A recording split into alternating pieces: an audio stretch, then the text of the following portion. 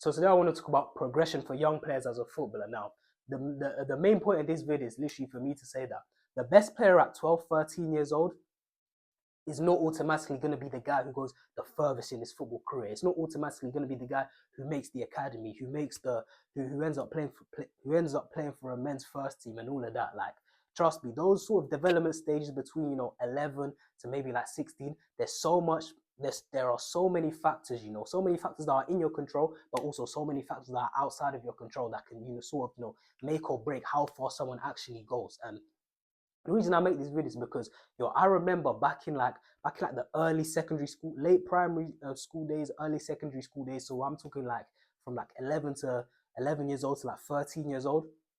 I'm talking about the guys who were considered like star boys, the guys who had got scouted for academies. Some even played for academies. Some guys even in school got what's that thing? They give you like school leave in academies where you go to the academy facility and you learn there. All these guys who used to be, the star boys back when we were like 11, 12, 13 years old. Right now, if you look at them, most of them aren't really playing football.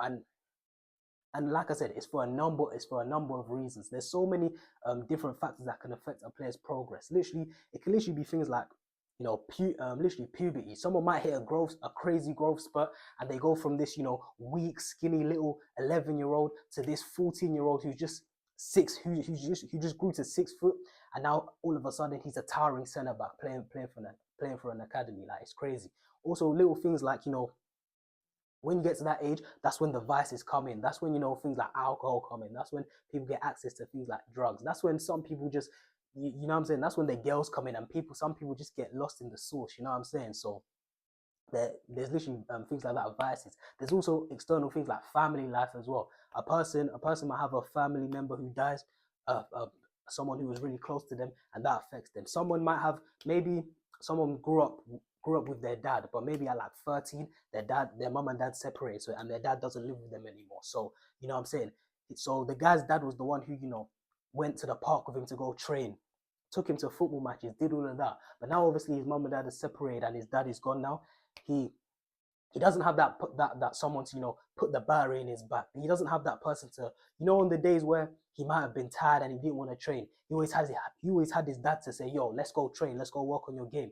He always had his dad on the sidelines, push him, tell him to run harder, put in challenges, get stuck in. Like, maybe he might have needed that, but obviously he doesn't have that there. So maybe he gets a bit lazy, gets a bit complacent, doesn't really take football as seriously anymore. Maybe, like I said, a loss of confidence on the pitch because his dad isn't there to, like I said, his dad isn't there on the sidelines to, push him to make him play better, to make him work harder. So there's literally so many factors in those sort of developmental stages, and that's why I say if you're like 12, 13, 14, you shouldn't be too caught up on who's the best player now. You should be looking 2-3 years into the future. In my opinion, if you want to be one of those guys who makes it far, you just have to sort of just try manage the distractions. Literally just keep football the main thing. In my opinion, as long as you, like I said, for young players, in my opinion, volume is key. As long as you're playing football, 5-6 times a week, as long as you're just getting your volume in,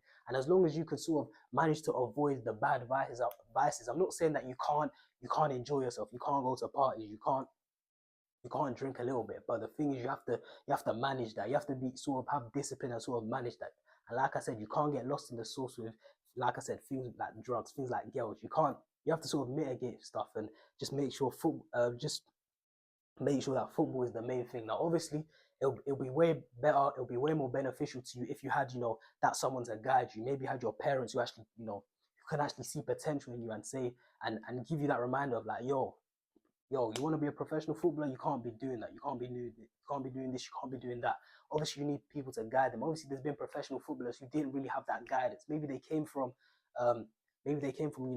less privileged backgrounds, and they actually ended up making it. But like I said, they were still hanging around the same people. They were still, even though they had still made it, they still weren't, taking it seriously. They were still hanging around the wrong people who would be considered bad influences. So it's literally just, there's so many factors that go into the development stages, because like I said, I've seen it personally. For me, the star boys, the guys who are playing for academies and all of that, even now where I'm 19, even before this, the guys who were like the best players like 12, 13, By 17 years old, I literally play against them like 5 years later. I hadn't seen them in 5 years.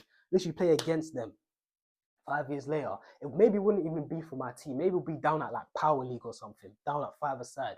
And I'll play against them, and I'll be going into that game thinking, all right, cool, this guy's a baller. Like we just need to be careful. Like anytime he gets on the ball, don't give him space, don't give him time.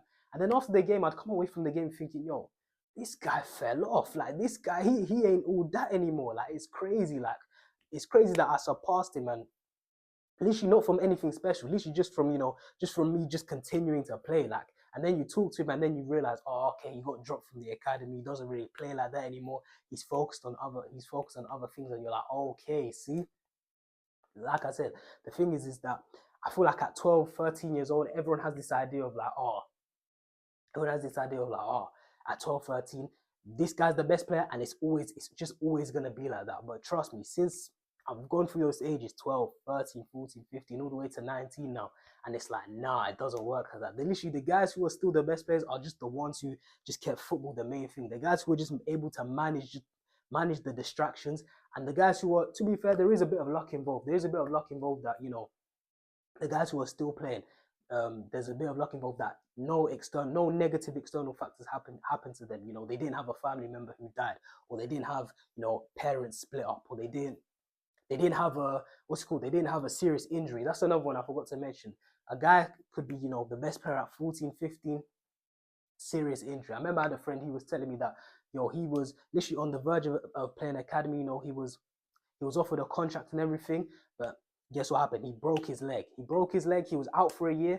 And obviously, when you're really young at like 12, 13, you break your leg. Obviously, at 12, 13, it's so difficult to, take rehab seriously, to actually, do what's necessary to make sure that you actually get back as a footballer. Because as a kid, all you really want to do is just play football. And once football gets taken away from you, it's just like, what do you really do? You just sort of sink into, just playing the PlayStation, to be honest, just playing the PlayStation, and just sort of just sitting around. You don't really understand, the value of, like I said, taking that rehab seriously, really, putting in the work and putting in the steps to, actually get back to the same player as you actually once were. And then guess what?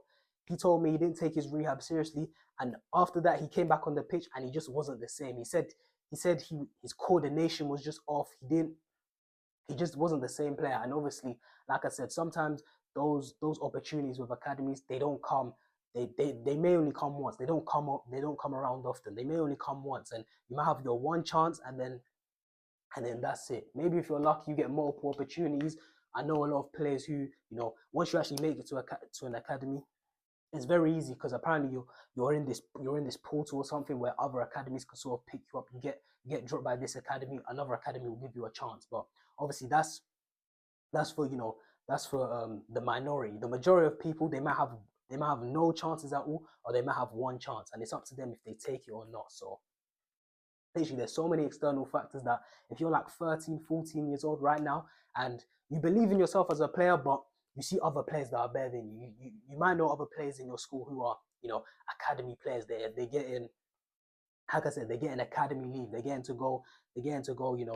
miss school and go do their lessons somewhere else. I remember I'd see people from various age groups, not just my year, people in secondary who were younger than me. So I'm seeing, let's say I'm in year 9, I'm seeing year 7s, year 8s, people, guys in my year 10s, year 11s. I'm seeing all of them, leave class to go to the academy leave, and I'd always used to be so jealous. I'd always used to be like, damn, like I wish that was me. But a lot of them guys now are not, they're not really playing football anymore. You know what I'm saying? They might have got released, they might have got dropped, and after getting released and dropped, they might have sort of given up. They might have sort of lost that passion, lost that edge. Like I said, maybe something's happened, completely unrelated to football, off the pitch, external factors that have impacted their game, or impacted the way they feel about football. But you just never know as a young player. So literally, I'd just say as a young player that, the guys who make it are the ones who can sort of manage those distractions.